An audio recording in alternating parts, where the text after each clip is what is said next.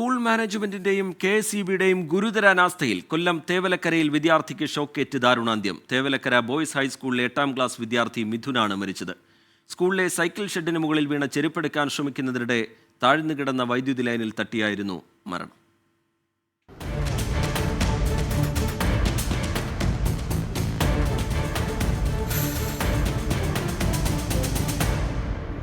ഇന്ന് രാവിലെ 8:30യോടെയായിരുന്നു ദാരുണമായ സംഭവം. കളിക്കുന്നതിനിടെ സൈക്കിൾ ഷെഡിന് മുകളിലേക്ക് വീണ ചെരുപ്പെടുക്കാൻ ശ്രമിക്കുന്നതിനിടെയാണ് മിഥുന് ഷോക്കേറ്റത്. കാൽ തെന്നിയ മിഥുൻ താഴ്ന്നു കിടന്ന വൈദ്യുതി ലൈനിൽ പിടിച്ചപ്പോഴാണ് അപകടം. ഞാൻ നോക്കിയപ്പോ എല്ലാവരും കൂടെ കൂടിയിരിക്കുന്നു, അതിനകത്ത് ഇങ്ങനെ തൂങ്ങിയിരിക്കുന്നു. കയറിയപ്പോ സ്ലിപ്പായി അങ്ങനെ ലൈൻ കമ്പിക്കത് തൂങ്ങി. വന്നപ്പോൾ ആ കുട്ടി അവിടെ കിടക്കുമായിരുന്നു. പെട്ടെന്ന് തന്നെ സാറന്മാർ കയറി ആ പലക വിളിച്ചേറി രക്ഷിപ്പ്. വേറെ ആരണ്ടര ചെരുപ്പായിരുന്നു മേളിൽ പോയത്. മിഥുന്റെ ചെരുപ്പല്ല എന്തായാലും മേളിൽ പോയത്. സംഭവം അറിഞ്ഞെത്തിയ അധ്യാപകർ മിഥുനെ ശാസ്താംകോട്ട താലൂക്ക് ആശുപത്രിയിൽ എത്തിച്ചെങ്കിലും ജീവൻ രക്ഷിക്കാനായില്ല.